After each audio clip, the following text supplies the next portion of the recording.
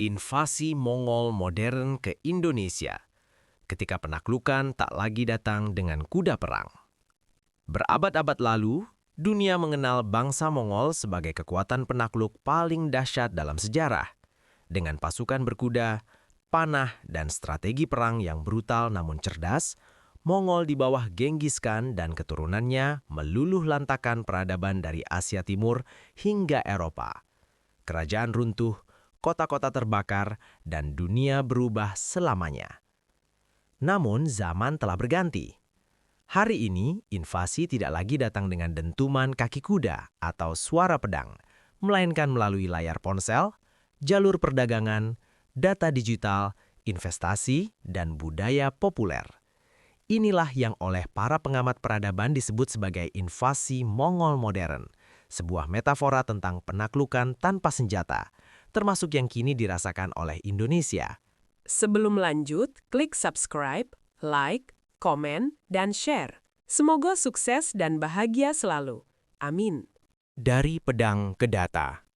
Jika Mongol kuno menaklukkan wilayah dengan kekuatan fisik, maka Mongol modern menaklukkan dengan penguasaan teknologi dan ekonomi. Data menjadi senjata, algoritma menjadi panglima, dan pasar menjadi medan perang.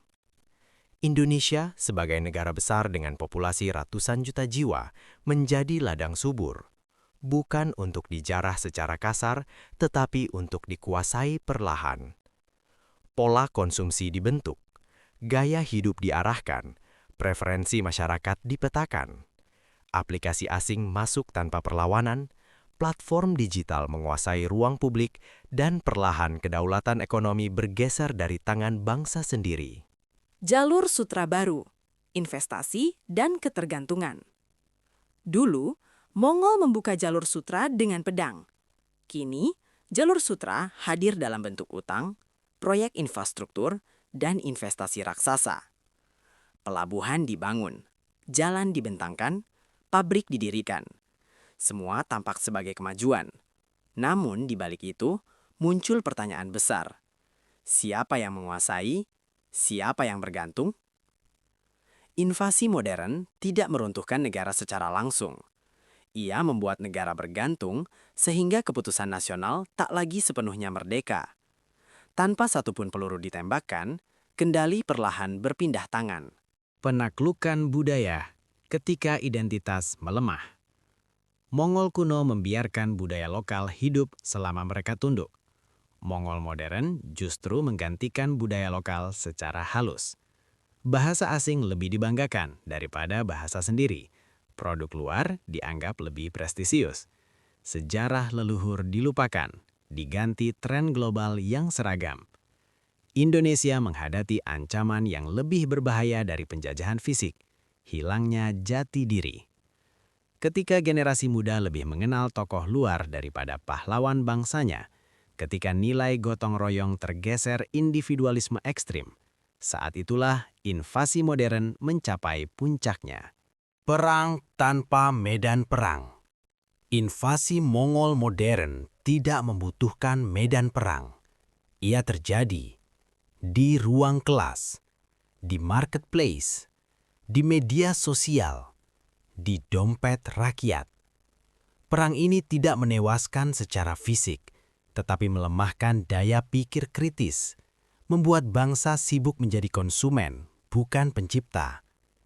Indonesia tidak dikalahkan, tetapi dibuat lalai. Indonesia di persimpangan sejarah. Namun, sejarah Nusantara mengajarkan satu hal. Indonesia tidak pernah benar-benar tunduk. Dari Majapahit hingga perlawanan kolonial, bangsa ini selalu bangkit saat sadar akan ancaman.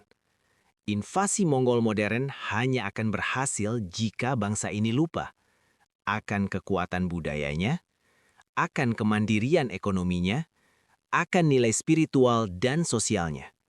Kesadaran adalah benteng terakhir. Bangkit tanpa perang. Invasi Mongol modern ke Indonesia bukan cerita tentang musuh dari luar semata, tetapi cermin bagi bangsa ini sendiri. Apakah kita hanya akan menjadi pasar, atau bangkit menjadi pemain? Karena di zaman ini, yang kuat bukan yang paling banyak senjata, tetapi yang menguasai ilmu, mandiri secara ekonomi, teguh pada identitas. Dan Indonesia, jika mau belajar dari sejarah, tidak akan pernah menjadi tanah jajahan, dalam bentuk apapun.